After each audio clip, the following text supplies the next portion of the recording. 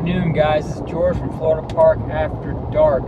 We are on a road trip out to Mount Dora. We'll be doing a little short on that, but I wanted to show you something remarkable. We're north of Orlando, heading to this place, Mount Dora, which is a small community north of it. What I'm showing you is that there's no traffic. Now, if you were to see what I just went through, going through central Orlando and around the parks, and if you've gone to the parks, you know what it is. It's unusual. So this is what it's like when you get outside Orlando. What else is noteworthy? For those who don't live in Florida, Florida's flat.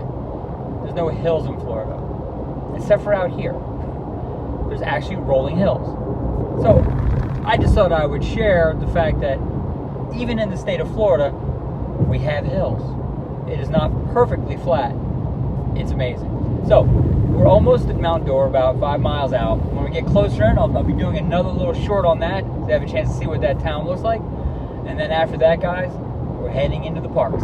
You take care. This is George from Florida Parks After Dark. Like and subscribe, and go live your best life ever.